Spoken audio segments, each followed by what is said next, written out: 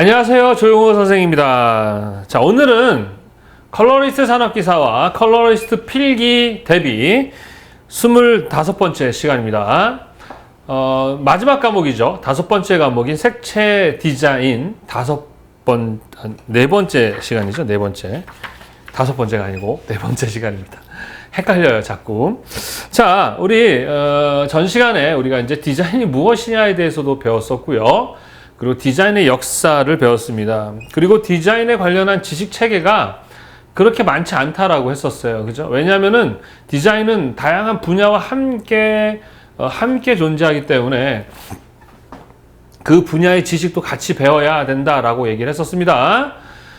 그래서 기본적으로 형태와 관련된 지식 체계 정도가 일반적으로 우리가 배우는 내용이기 때문에 전 시간에 이어서 오늘도 이 형태라는 것과 관련한 시지각의 원리라는 부분을 공부해 보도록 하겠습니다. 자, 우리 게슈탈트의 시지각의 원리, 이거 시험에 아주 많이 나오는데요.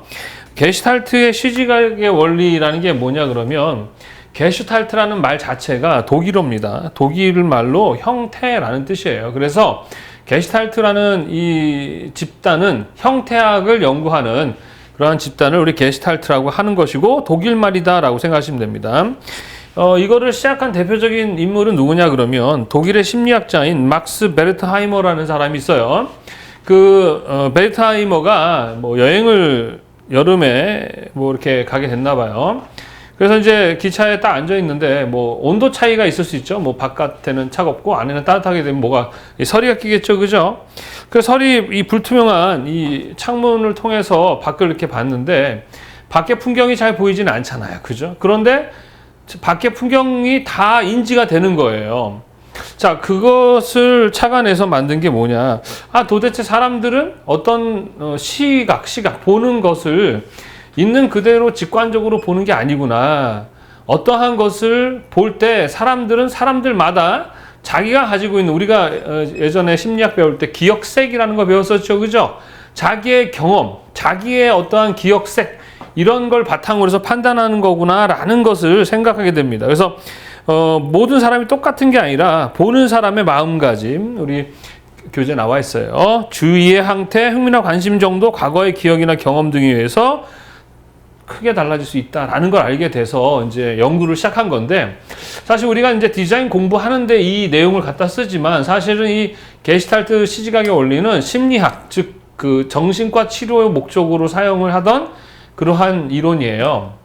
뭐냐, 쉽게 얘기해서 사람들은 자기 경험을 바탕으로 어떤 형태를 보려고 한다는 얘기고, 어떤 형태를 볼 때 많은 사람들은 어떤 기본적인 공통된 원리에서 보더라라는 것을 알게 되는 건데, 뭐 기본적으로 이런 거예요. 사람들은 시각적으로 뭔가를 볼 때, 지각할 때 심플화 시키려고 하는 거예요. 간단하게 만들고 그룹핑이라고 합니다. 그룹화 시켜서 어떤 형태로 그냥 만들려고 하는 그러한 공통점이 있더라라는 부분입니다. 그래서 우리가 이제 선생님이 이제 얘기했었죠. 사람에게는 겉사람이 있고 속사람이 있는데, 속사람은 보여요, 안 보여요? 안 보입니다.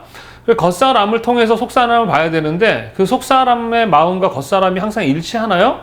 일치하지 않아요. 뭐 물론 대부분은 일치해요. 마음이 안 좋으면 안 좋은 표정을 짓는데, 사람들은 좋은데도 안 좋은 표정을 짓기도 하고 기분 나쁜데도 좋은 표정을 짓기도 하기 때문에 완벽하지 않습니다. 그래서 우리가 벽 뒤에 보이지 않는 걸 보는 걸 투시라고 하죠.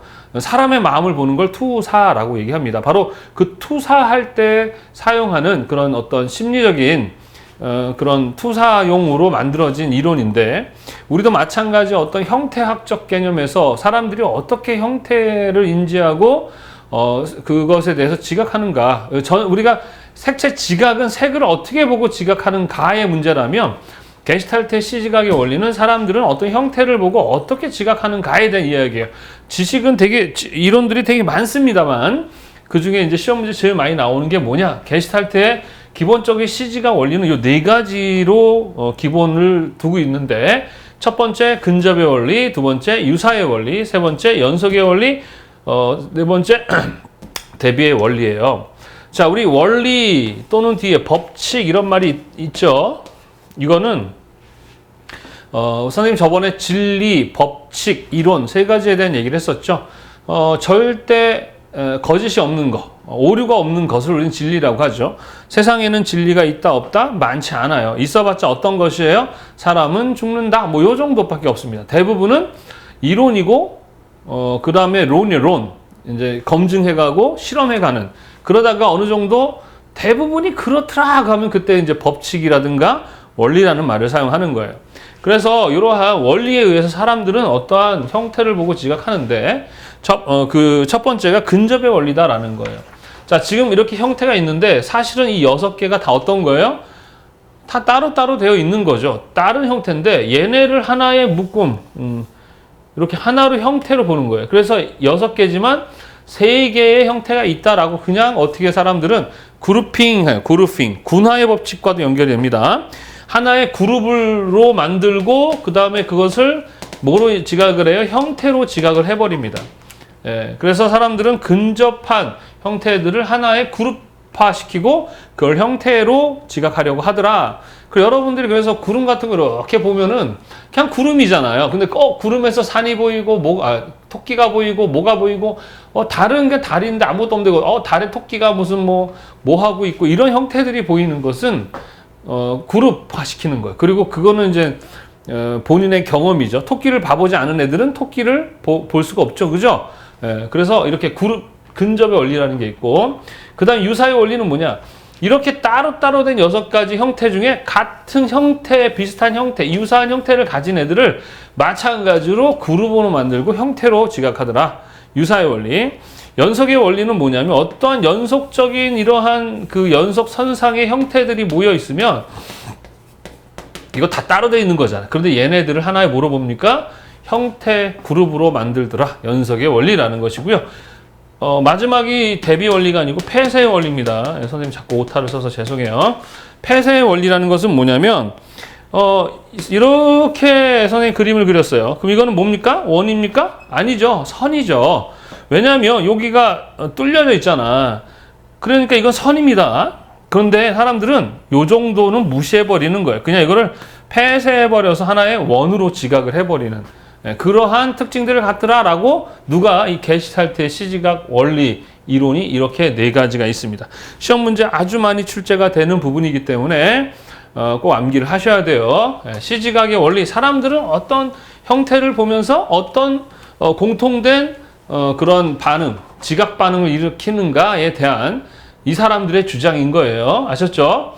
게시탈트의 시지각의 원리. 그리고 요 4가지와 함께 누가 시작했는가? 막스 베르트하이머라는 사람이 했다라는 거죠. 그 외에 킬러, 코프카, 레빈이라는 사람들이 있는데 뭐 그렇게 중요한 사람들은 아닙니다. 베르트하이머라는 사람을 아시고 게시탈트 시지각 원리 이 4가지를 물어보는 시험 문제가 대부분이 출제되고 있어요. 말씀드렸듯이 디자인 파트는 정말 양이 많아요. 이후에 이제 시각, 제품, 환경, 미용, 패션 다 배우는데 환경이나 시각 하나만 가지고도 1년을 배울 수가 있거든요. 그런 애들이 지금 이 안에 다 있단 말입니다.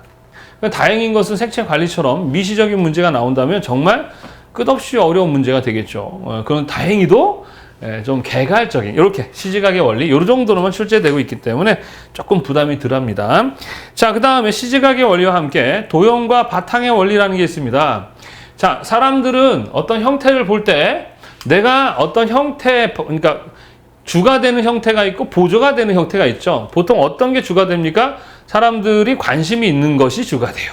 그래서 내가 관심 있게 보는 것은 도형이 되고요. 나머지는 다 뭐가 되는 거야? 바탕이 되는 것입니다. 무슨 말인지 아시겠죠? 사람들은 자기가 관심 있는 것만 집중해서 보게 돼 있어요. 그 집중해서 보는 그 애가 또 뭐 관심이든 어떻게 뭐 주목성을 끌었든 간에 내가 집중해서 보는 관심 있는 그것이 형태가 되고 나머지는 바탕이 되더라. 그것에 대한 대표적인 설명을 한 사람이 루빈이라는 사람이에요. 그래서 이러한 그림을 가지고 설명하면서 루빈의 컵, 애매한 도형, 다이적 도형. 그러니까 여러 가지 의미를 가지는 도형. 애매해서 어떤 게 답인지 모르는 도형. 실체의 착시, 뭐 이런 말로 사용을 합니다. 자, 이 2가지 이미지를 보고 내가 만약에 뽀뽀를 너무 하고 싶다. 평상시 그런 마음을 가졌던 사람들은 아, 얘네 둘이가 뽀뽀하고 있구나 라고 인지하실 것이고, 평상시 아, 나는 컵을 많이 좋아해 라고 생각했다면 이건 컵으로 보게 되는 것이에요. 이런 식으로 사람들 둘이 마주보고 있는 장면일 수도 있고 컵일 수도 있는 것이죠. 근데 내가 어떤 것을 집중해서 보느냐에 따라서 사람이 주가 돼서 도용이 될 수도 있고, 또 컵이 도용이 될 수 있고, 나머지가 바탕이 될 수 있는 이런 것이 바로 루빈의 컵입니다. 이거를 물어보는 시험 문제도 많이 나와요. 그래서 아까도 얘기했듯이 그냥 사람들이 보통 관심 있는 게, 집중해서 보는 게 도용이 되는데, 그럼 어떤 때 사람들은 보통 도형으로 지각하는 경우가 많은가? 이것도 시험 문제에 가끔 나와요. 지금 계속 설명하는 부분들이 엄청 많이 나오진 않습니다. 왜 그럴까요? 양이 되게 많은데 20문제밖에 나오지 않기 때문에 개괄적인 부분, 그리고 키워드 이렇게만 이해하고 암기해 두시면 됩니다. 그래서 디자인 파트는 선생님 설명하는 정도의 것들 위주로 외우시고 나머지는 잘 읽어보시면 될 것 같아요. 자, 면적이 작은 부분이 도형으로 지각되기 쉽다. 자, 보세요. 이만큼의 큰 도형에 이만큼 있으면 이거보다는 이게 더 집중해서 보이게 되거든요.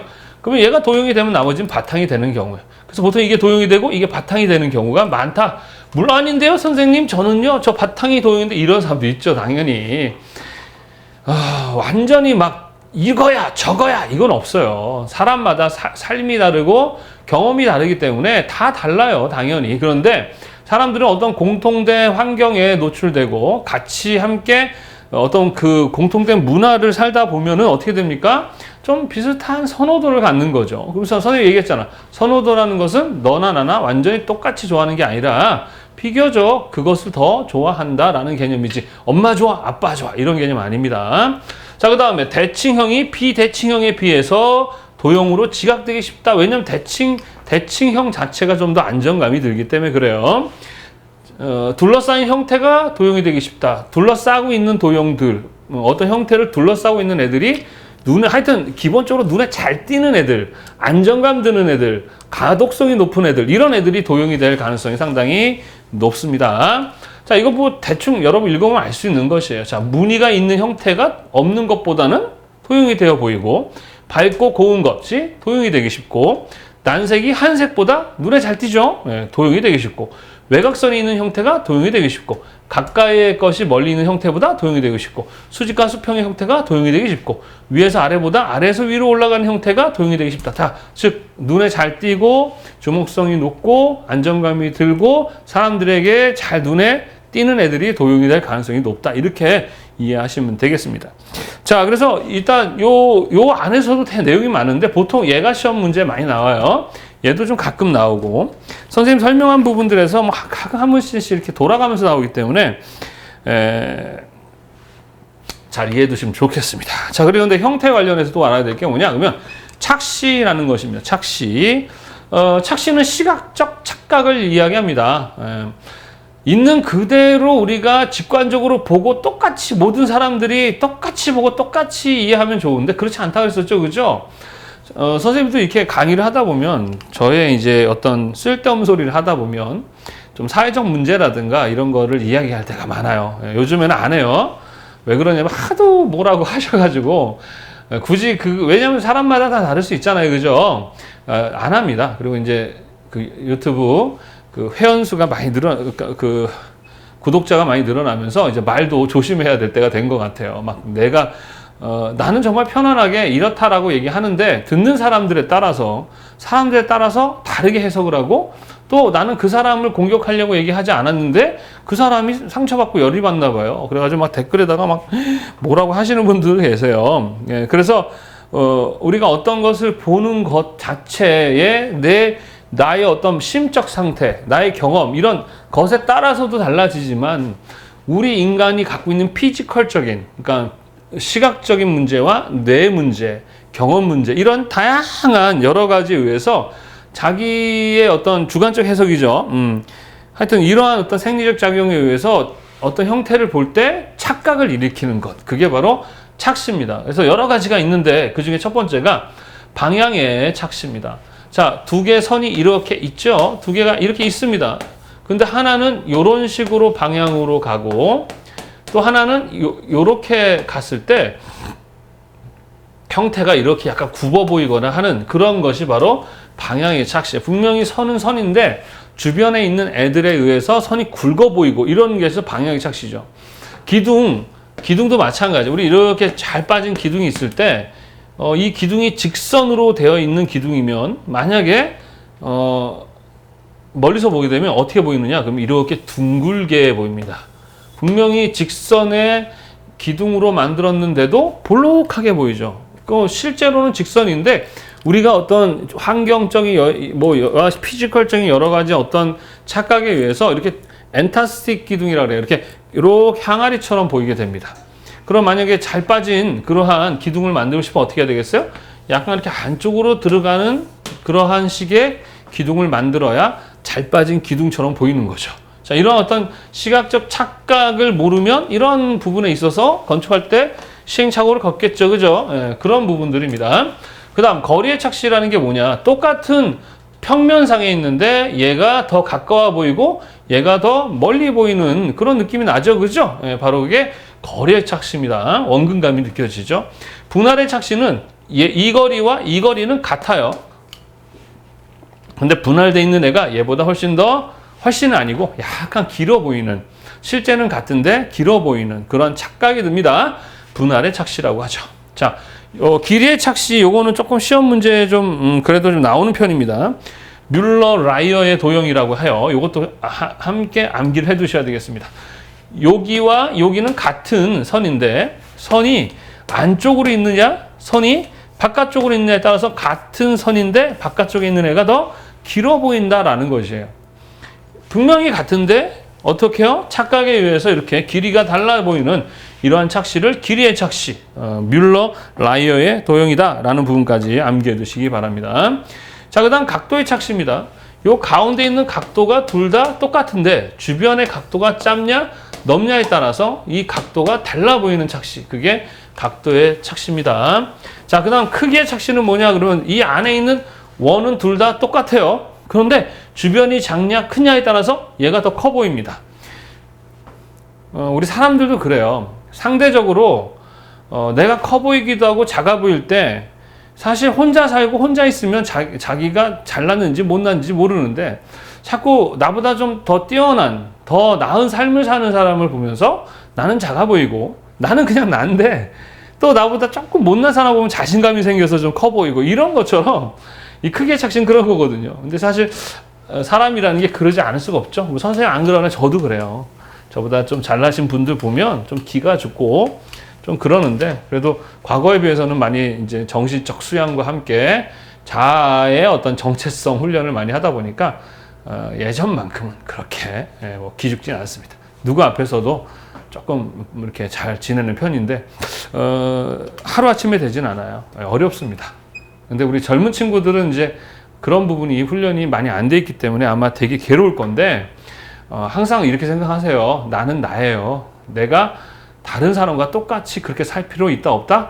없어요. 아셨죠? 여러분은 여러분 크기, 내가 가지고 있는 크기는 어딘가 그 크기에 항상 만족하면서 살면 되는 거지 왜 내가 그 사람처럼 꼭 해야 되는가? 그런 부분을 좀 훈련해 보시기 바랍니다. 자, 쓸데없는 소리 또 했네요. 쌍방거리의 과대시 이런 게 이제 똑같은 원이 두 개가 이렇게 있을 때 위에 있는 애보다 아래에 있는 애가 더 커 보이게 위에 있는 애가 더 커 보이게 느껴져요. 무슨 말인지 아시겠죠? 그 안정감이 또 들지 않죠. 그래서 팔자를 쓸 때도 위에는 약간 적게 쓰고 아래는 크게 쓰게 됨으로 인해서 좀 더 균형도 맞고 어떻게 해요? 좀 안정감을 느끼게 되는 그게 쌍방거리의 착시입니다.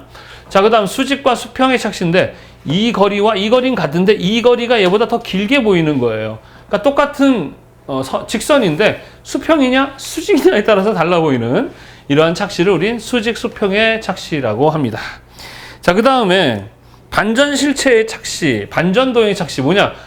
도형을 반대로 돌려도 똑같고 이렇게 돌려도 똑같고 이렇게 돌려도 똑같은 것을 우리는 반전실체의 착시, 반전도형의 착시라고 얘기를 합니다. 어렵지 않죠, 그죠? 착시에 대한 부분도 각각 한 문제씩 출제되는 부분이고요. 뭐 어려운 부분이 아니에요. 여러분들이 책을 보고 대충 뭐 각도냐 분할이냐 이거 다 그림의 이미지와 동일한 어떤 내용 그 키워드가 있기 때문에 연결해서 공부를 하시면 되겠습니다. 어렵지 않죠, 그죠? 이 파트는 조금 선생님도 강의할 때 좀 부담이 좀 덜한 파트입니다. 자, 이렇게 해가지고 우리가 형태에 관련해서 우리 디자인은 형태의 그 기능적인 부분과 기획적인 부분이 있다라고 했었죠, 그죠? 그래서 기획 디자인 관련한 어떤 지식 체계가 딱 이거야 라는 건 별로 없어요. 뭐 기획의 기본 원리는 뭐야? 자료 수집, 문제인식, 그죠? 처음에 뭐예요? 문제인식, 자료 수집, 분석, 평가. 요걸 기본으로 해서 그 사이사이에 자기들이 상황에 따라서 더 어떤 과정을 넣거나 빼거나 뭐 이렇게 할 수 있는 것이지. 그리고 디자인은 다양한 분야와 함께 하기 때문에 그 분야와 함께 가야 돼요. 제품 디자인은 그림만 잘 그리면 안 되고요. 공학적인 어떤 개념도 이해를 해야 되고요. 그리고 환경 디자인 쪽은 여러 가지 뭐 건축이나 시공이나 감리나 이러한 어떤 건축 지식도 같이 공부를 해야 되는 게 기획 쪽입니다. 반면에 이제 우리가 지금 공부하고 있는 것들은 기능적인, 기능에서도 실체화시키는 형태와 관련된 얘기들을 했었다라는 부분을 여러분들이 인식하시면 되겠습니다. 자, 그래서 이제 우리가 기본적으로 형태에 대한 이야기는 끝났고, 자, 그럼 디자인을 하는 데 있어서의 디자인 조건이 있습니다. 자, 아무렇게나 하면 디자인이냐? 그건 아니고요.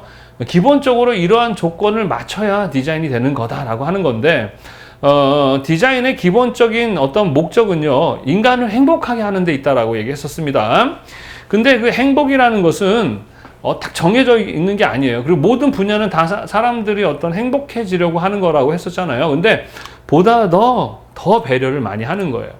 자, 그런데 그 배려하는 데 있어서 기본적으로 이제 어떤 것들을 좀 더 고려해야 되는가. 이제 실제적인 이 디자인은 실체화라는 게 있기 때문에 있는데 이것도 시험 문제에 매우 많이 출제되는 부분이에요. 디자인의 조건, 굿 디자인이라고 합니다. 영어로. 굿 디자인도 암기를 해 두셔야 됩니다. 왜냐하면 시험에서 다음 중 굿 디자인의 조건 이런 식으로도 이야기가 되기 때문에 그래.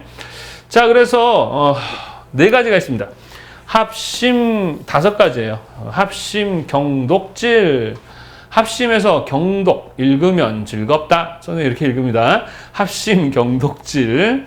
자, 그런데 이제 기본적으로 질서성은요, 기본 요소는 아니고요. 얘네들을 다 포함한 개념이라 일단 합심, 경독, 합심에서 일자 이렇게 외우시면 돼요. 중요한 순서대로 되어 있다고 보시면 됩니다. 합이 제일 중요하고 심, 경독 이렇게라고 보시면 되겠어요. 자, 기본적으로 제일 중요한 건 뭐냐? 제일 중요한 건 한목적성입니다. 디자인을 하는 데 있어서 제일 중요한 것은 목적에 합하냐라는 것이죠.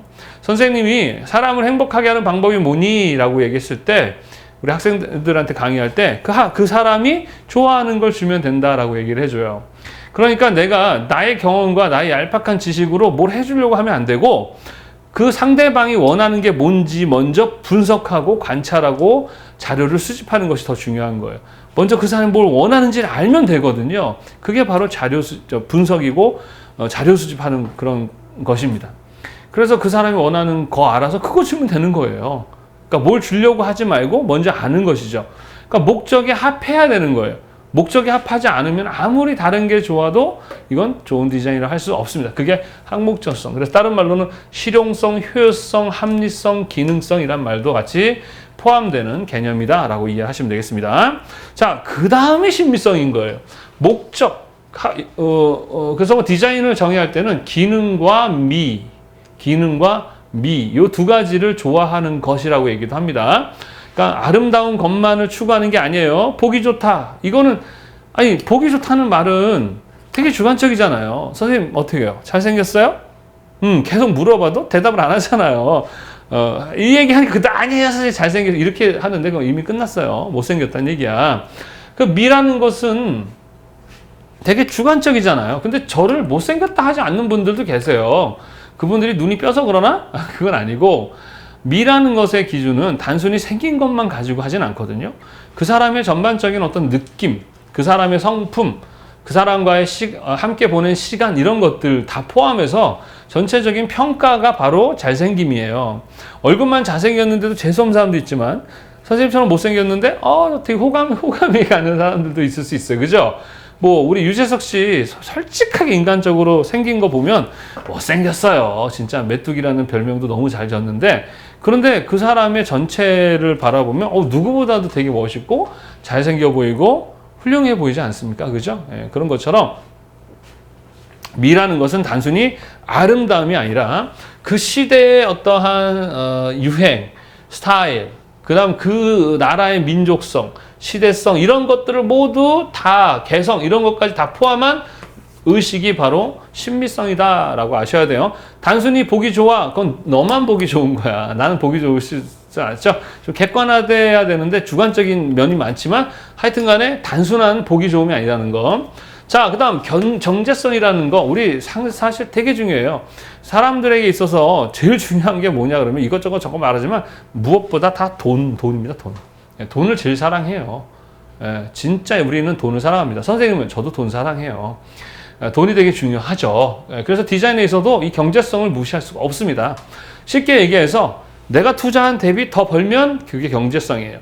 조금 투자해서 많이 벌면 정말 좋은 거지만 많이 투자했는데 많이 버는 것도 경제성이에요. 아셨죠? 일단 수익이 나야 경제성이다라고 보시면 되겠습니다. 그 다음에 독창성이라는 것은 창의성이에요. 선생님이랑 얘기했었죠. 창조라는 개념과 창의 얘기했었죠. 디자인에서. 창의하는 방법은 뭐 세 가지. 발견, 발전, 융합이다라는 게 있었잖아. 자, 독창이라는 것은 무에서 유를 만들어내는 게 아니고 남들과 또라이 짓 하면서 이상한 게 아닙니다. 그냥 핸드폰인데도 똑같은 핸드폰, 전화만 되던 건데 똑같은 핸드폰인데 음악을 들을 수 있고 똑같은 핸드폰인데 뭐예요? 사진이 되고 이런 식의 어떤 차별하지 완전히 다른 어떤 새로운 것을 만들어낼 수가 없습니다. 우리는 유에서 유, 발견, 발전, 융합의 개념이다. 이렇게 해서 디자인은 이런 네 가지 조건을 고려해야지 그냥 대충 하면 안 된다. 너무 한 목적만 가도 안 돼요. 그리고 뭐 이렇게 치우치면 안 돼요. 그게 이런 것들을 잘 조화롭게 쓰는 게 바로 질서성이에요. 질서성. 두 가지의 느낌이 있어요.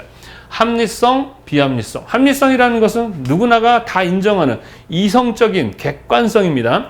비합리성은 나 주관적인 주관성이죠. 이런 식 두 가지가 있습니다. 근데 합리성 하면 대표적으로 한목적성과 경제성. 이건 누구나 다 인정하죠. 돈 많이 버는 100원 투자해서 1000원 버는 게 좋은 건 누구나 알잖아요. 그죠? 그 다음에 비합리성은 신미성이나 독창성이에요.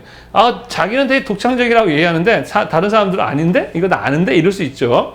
그래서 너무 디자인을 하는데 합리적이어도 안 되고 너무 비합리적이어도 안 돼요. 너무 이성적이어도 안 되고 너무 감성적이어도 안 된다고 제가 예전에 얘기했었죠. 근데 보통 많은 부분 감성적인 게 디자이너라고 생각하는데 안 그렇습니다. 이성과 감성을 아주 질서성 있게 잘 가지고 있는 사람들이 좋은 디자이너가 될 확률이 높아요. 자, 그래서 디자인의 조건은 기본적으로 합심, 경도 이 네 가지가 기본 굿 디자인 조건이고 이것을 질서 있게 합리성과 비합리성 이렇게 구분하는 것도 시험에 나오니까 이해하십시오. 이 질서 있게 해야 좋은 디자인이 될 수 있다. 그 외에 요즘에는 지역성, 친자연성, 문화성이라는 부분도 굿 디자인에 포함하는 경향이 있습니다. 그 지역, 나라마다의 가지고 있는 고유 특성이 있어요. 한국에서의 좋은 디자이너가 일본에 가면 좋은 디자이너냐? 그건 아닙니다. 일본에 가서 디자인하려면 그 일본의 문화나 그 사람들에 대해서 잘 알아야 된다는 것이에요. 우리나라 김치가 그 맛 그대로 일본에 가면 안 팔려요. 너무 짜고 맵다고. 반대로 일본의 라면이 우리나라에 오게 되면 되게 그 기름이 많아서 맛없다고 합니다. 항상 그 나라에 가서 우리나라의 것이 그 나라 가서 팔리려면 우리의 어떤 색은 가지고 있으면서 그 다른 나라마다의 그 사람들의 성향, 니즈를 맞춰서 좀 더 발전된 다른 형태의 모양으로 이렇게 만들어야 되는 거죠. 그게 지역성. 친자연성. 최근에는 환경적인 문제들이 상당히 대두되고 있죠. 요즘에 이산화탄소 배출량을 제한한다든가 이러면서 탄소 중립 이런 것들이 예전에 비해서 훨씬 많이 이슈화되고 있고 그런 부분들이 이제 고려되지 않으면 이제 탄소를 배출하는 그러한 원료를 이용해서 만든 제품에 대해서는 수출하지 않겠다라고 미국이나 유럽에서 이제 몇 년 후에는 그걸 하겠다고 지금 주장하고 있어요. 우리나라도 준비를 해야 되겠죠, 그죠? 예, 그리고 디자인도 마찬가지입니다. 그래서 할 수 있으면 친자연 환경적이어야 된다. 그다음 문화, 그들의 문화, 예, 이런 것들을 고려해 주는 것이 있어야 된다라는 거고, 이런 식의 조건에 잘 맞춰서 좋은 제품을 만들면 국가마다, 우리나라는 GD마크라 해서 굿 디자인 마크를 주는데, 산업디자인진흥법에 의해서, 법에 의해서 우수성이 인정된 상품에 대해서 부여하는 마크가 바로 GD마크. 요것도 시험 문제에 간혹 출제되니까 잘 기억해 두시면 되겠습니다. 요 내용들 바탕으로, 선생님 설명한 거 바탕으로 교재를 한번 쭉 읽어보면 모두가 다 이해될 수 있는 아주 쉬운 내용이니까요. 어렵지 않죠? 자, 디자인의 조건 4가지. 뭐야? 합심 경독이다. 이것들은 뭘 가져야 된다? 질서성. 근데 시험 문제 이렇게 나올 때가 있어요.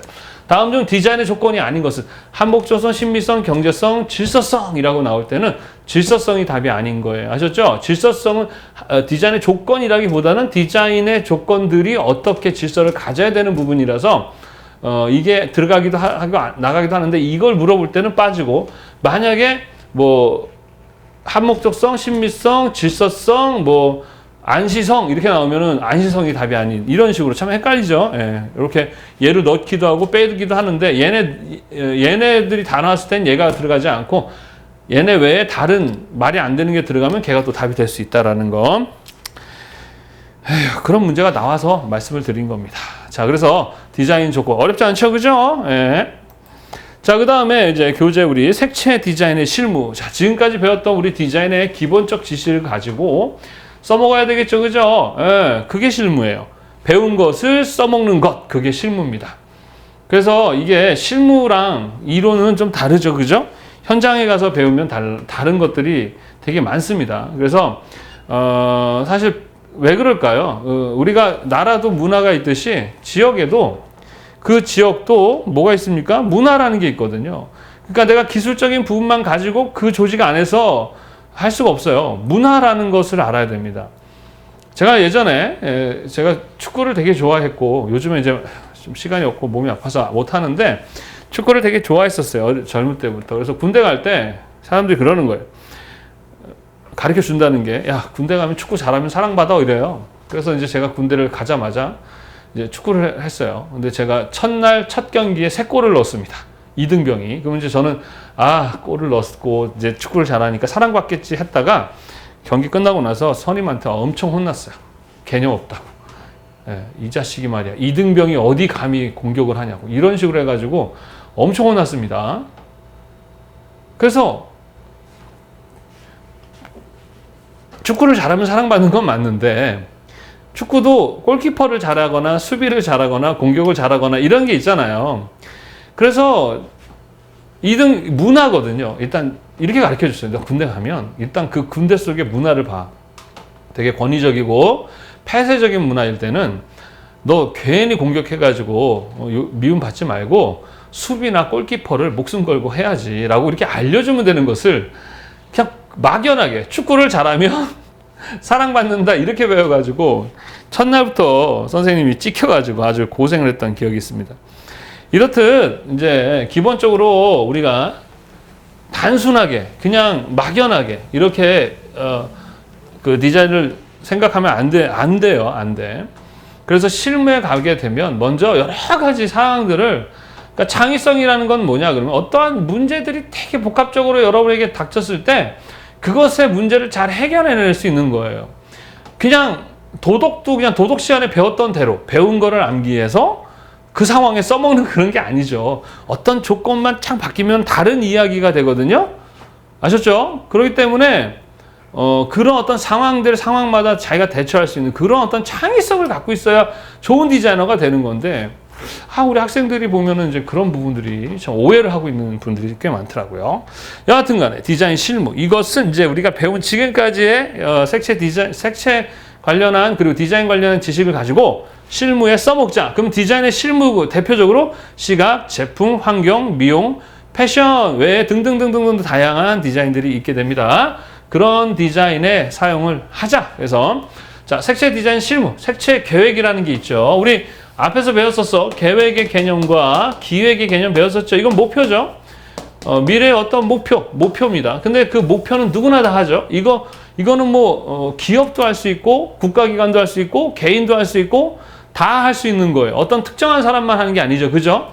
그래서 우리는 색채에 관련해서 계획을 하는 거예요. 그러면 색채 계획이라고 되겠죠. 자, 어떤 CEO가 계획을 하죠. 목표. 자, 이번에 뭘 하려고 해. 그러면 그거에 대해서 뭐 합니까? 사전에 준비하는 걸 뭐라고 한다? 기획이라고 얘기합니다. 뭐라고 한다? 기획. 그래서 우리는 이 색채 계획과 기획을 보통 배색이라는 것을 많이 해요. 어떤 상황에 맞춰서 색을 어떻게 쓰면 효율이 올라갈까? 이 부분에 대한 것이거든요. 그래서 목표라는 게 있어요. 이번에 어떠한 상황에 어떤 환경에 이런 색을 쓰려고 하는데 이런 환경에서 색을 쓰려고 하는데 어떻게 하면 좋을까라는 목표를 세우면 우리 같은 이제 컬러리스트들이 이런 상황에서는 이러한 색상, 명도, 채도와 무채색과 유채색을 이런 조화롭게 사용하시면 그 느낌이 나요라고 해서 기획을 해주는 거예요. 그러면 계획한 사람이 괜찮은데 좋아 그거 쓰자라면서 사용을 하는 거죠. 국가기관에서 쓸 수 있고 기업에서 쓸 수 있고 개인도 쓸 수 있고 색을 그냥 막 쓰는 게 아니라 맞춰 쓰는 거예요. 여러분 이 색이라는 것 잘못 쓰면 사람이 죽고 사는 문제도 있을 수 있어요. 자, 선생님 군대 생활할 때 제가 예전에 이제 군대 생활할 때 군복에 그 계급장이 있는데 여기에 계급장이 하나 있었어요. 가슴, 심장에 딱. 그게 노란색으로 되어 있었습니다. 2등병이면은 괜찮은데 병장은 커요. 그리고 팔의 양쪽에 빨간색으로 계급장이 있었어요. 자, 게다가 노란색이 상당히 비비드합니다. 그러니까 주목성이 가장 높은 색이 심장에 노란색으로 있었어요. 군복이. 자, 전투에서 지금 아주 그 정밀한 무기들이 많잖아요. 소총도 여러분 멀리서 200m에서 맞춰 쏘면 맞아요, 사람이. 그만큼 정밀한 그러한 전투 상황인데 전투복에 그것도 심장에 비비드한 노란색이 있다고 생각해봐. 만약 실제 전투에 참여하면 저는 죽는 거예요. 상대방은 땡큐지 노란색만 보고 가늠쇠 올려놓고 쏴버리면 되잖아요. 자, 그만큼 그 당시 60만 대군, 지금 50만으로 줄었는데 60만이었어요, 저 때. 그 60만 대군 중에 어떤 한 사람도 전투를 안 해봤고 그런 경험이 없다 보니까 단순히 군대는 말이야 까라면 까 해야 되는 위계 질서가 있어야 되니까 계급장이 잘 보여야지 하면서 그런 식의 디자인을 함으로 인해서 실제 그 강릉 공비가 왔을 때 머리, 가슴 이런데 그 계급장이 있던 부분을 많이 맞았어요. 그 이후에 지금은 전투복이 바뀌었죠. 계급장도 무채색으로 다 바뀌었습니다. 그런 경험을 통해서 하면 좋죠. 그러나 그 전에 이미 그런 것들에 대해서 문제인식을 할 수 있는 사람이 누구예요? 바로 컬러리스트. 그러니까 군대 안에서도 누가 필요한 거야? 컬러리스트가 필요한 것이죠. 기업에서도 마찬가지 자기들만의 기업의 이미지를 일단 형태나 느낌도 주지만 거기에 색도 더해주면 훨씬 더 좋은 이미지로 사람들에게 어필하고 기억될 수 있고 차별화를 가질 수 있는 것이에요. 심리에서 배웠죠. 초콜릿이 맛있기만 하면 안 된다 그랬잖아. 잘생기기만 하면 안 돼요. 물론 되게 유리하죠. 일단은 맛있어야 되고 잘생겨야 되지만 거기에 다른 감각들이 그 감각과 일치해야 사람들은 그 감각에 쾌감을 느낀다 그랬잖아요. 맛있는 초콜릿인데 똥 모양이거나 정말 똥 같은 색이면 아무리 맛있는 초콜릿도 맛없게 느낀단 말이죠. 기업도 그 기업의 이념이나 그 기업의 느낌이 있거든요. 삼성 같은 경우는 파란색이잖아요. 그죠? 파란색. 어떤 느낌이에요? 상당히 희망적이고 밝고 믿음이 가고 이런 느낌이잖아요. 그죠? 물론 삼성이라는 회사 제품에 대한 신뢰감이 있지만 거기에 색도 맞춰주면 어떻습니까? 그만큼 그 느낌이 이렇게 상승하는, 효율이 올라가는 이런 것들이에요. 그래서 색채 계획이라는 것은 배색 효과를 얻기 위한 전반적인 계획행위다. 배색 효과라는 건 똑같은 색을 쓰고 똑같은 느낌이라도 어때요? 훨씬 그 느낌이 잘 전달할 수 있는, 소통이 될 수 있는 그런 거를 얘기합니다. 그래서 나중에 이제 여러분 실기 시험 볼 때, 배색 시험 볼 때 그런 개념이 안 어려워요. 예. 그리고 시각 제품, 환경, 미용, 패션 등과 같은 다양한 디자인 분야에 적용을 하죠. 색만 그런 건 아니에요. 다른 것들이 다 포함되지만 그중에 우리는 색을 다루는 거죠. 색 가지고 하는 거, 색. 그래서 디자인 분야에서는 당연히 색을 쓰죠. 예. 또 다른 일에 비해서 색이 전달하는 데 있어 되게 의미 전달에 있어서 의미가 커요. 똑같은 하트 모양인데 하나는 빨간색이고 하나는 검은색이야. 어떤 느낌이에요? 빨간색은 열정적으로 사랑하는 것 같은데 검은색은 뭔가 나를 사랑하는데 검은색이라서 기분 나쁘잖아. 똑같은 형태라도 그런 색에 따라 다를 수 있어요. 그래서 똑같은 거라도 색을 거기에 이미지에 맞게, 고급스러우면 고급스럽게, 즐거우면 즐겁게 잘 써서 막 쓰지 말자. 예전처럼 그렇게 쓰지 말고 배색, 계획 이런 걸 통해서 이런 분야에서 좀 더 시너지를 올려주는 겁니다. 자, 그래서 제품과 상품이 기업의 이미지를 차별할 수 있고요. 또 제품의 정보를 제공할 수 있죠. 바나나 우유는 노랗게. 그 다음에 심리적인 안정들. 안정이라는 것은 여러 가지 의미가 있어요. 좋아하거나 친근하거나 이런 것들이 있을 때 사람들은 안정감을 느끼는데 색이 그런 역할을 해준다는 거죠. 통합적인 계획이에요. 단순히 하나만 가지고 하는 게 아닙니다. 디자이너가 그림만 잘 그리면 되는 게 아닌 것처럼. 그래서 재료 기술, 생산 기술, 유행세 이런 모든 것들을 고려할 수 있어야 되겠고 개념 자체는 1950년대 미국에서 처음 시작했다. 이거 시험에 나와서 넣은 건데 그 전부터도 우리는 컬러를 사용했고 했는데 색채를 이렇게 컬러리스트, 디자인을 해야 된다라는 개념이 시작된 건 미국이다. 근데 모든 현대 디자인의 시작, 뭐 공업 디자인이 상업 디자인 이런 개념은 거의 다 미국에서 시작되었다라고 보시면 되겠습니다. 자, 그 다음에 색채 계획 프로세스 이것도 가끔 시험 문제가 나오는데요. 이거는 그냥 여러분들이 좀 보고 외우셔야 돼. 그리고 이게 프로세스들이 지들 맘대로 막 만들어 놓고 해요. 막 자기들 말로 자기들 마음대로 만들어 놔요. 그러니까 외우셔야 되는데 일단은 그냥 막연하게 외우지 말고 보통은 이게 기획이거든요. 계획이라는 건 기획이잖아. 기획은 뭐야? 문제인식하고 자료 수집하고 분석하고 평가 그 흐름인데 항상 뭔가 문제인식하고 자료 수집하는 게 항상 먼저 시작을 하는 것이에요. 그래서 그 개념으로서 이해해야 되지 말로 암기해 놓으면 안 돼. 이거 어떻게 말로 암기를 해? 그냥 그 느낌으로. 자, 먼저 색채 환경 분석한다. 자, 처음부터 뭐예요? 분석 들어가죠. 환경을 분석하고 심리 분석한 다음에 어떻게 전달할지 계획한 다음에 디자인을 적용한다. 이게 기본이. 이것도 마찬가지예요. 자료를 수집하고 분석하는 것. 그게 앞부분에 다 있어요. 자, 그 다음에 조사해야죠. 자료 수집 분석하고 그걸 가지고 기본적인 계획을 한 다음에 어떻게 실시할지 시공 감리. 실내 디자인이나 이런 실내 인테리어 이런 거는 감리, 시공하는 것과 감리하는 것. 그러니까 시공은 그 설계도대로 했는지 그리고 감리는 제대로 했는지 이걸 확인하는 것입니다. 환경 디자인 색채 계획 순서, 시장 소비자 조사, 색채 계획서 작성, 주조 보조 강조세 결정, 소재 및 재질 결정. 이걸 암기를 하는 건 의미가 없어요. 이대로 또 안 나와요. 이걸 약간씩 틀어요. 또 얘를 두 개로 나눠서 또 말을 만들기도 합니다. 그래서 이런 프로세스를 암기하는 건 어려워요. 불가능합니다. 대충 이해를 하시는데 당연히 이렇게 해야 되는구나 라고 보고 이해를 하셔야 되겠고 보통은 자료조사, 분석, 평가가 앞부분에 있다라고 보시면 되겠습니다. 자, 그 다음에 상품 계획 시 색채 계획할 때 고려사항은 뭐 소비자의 심리적 기대감 반영해야 되고 유행색을 조색해야 되고 색채와 형태의 이미지를 좋아한다. 이건 당연한 이야기죠. 자, 이 부분에서도 이 프로세스를 물어보는 문제들이 간혹 나와요. 그래서 기본적으로 지금 우리가 배웠던 내용을 바탕으로 해서 이 외의 것들은 그냥 그 말을 보면서 이런 순서를 해야 되겠구나 라고 대충 해서 풀어내시면 되겠습니다. 무슨 말인지 이해되시죠? 자, 이렇게 해서 색채 디자인의 실무까지 배웠습니다. 자, 색채 디자인 파트는요, 이제 그렇게 어려운 파트는 아니라고 하셨어요. 근데 양이 좀 많죠. 그래서 다음 시간에는 실제 우리 이제 오늘 그 색채 디자인의 실무인 시각, 제품, 환경, 미용, 패션 요 관련한 것에 대해서 공부를 할 거예요. 그래서 디자인 분야를 공부하고 그 디자인 분야에서의 세계 역할 이런 것들을 연결해서 배우면 이제 색채 디자인은 끝이 나게 됩니다. 그래서 다음 시간에는 첫 번째 시간이 이제 디자인을 어떻게 분류하고 환경 디자인부터 해서 배워보도록 하겠습니다. 자, 여러분 하다 보니까 벌써 우리가 25번째 시간까지 왔어요. 지금까지 포기 안 하고 잘 하셨다면 붙을 확률이 거의 80% 이상이라고 생각하시면 됩니다. 선생님은 열심히 하고 최선을 다하는 거 좋아하지만 그것보다 성실한 사람을 되게 좋아해요.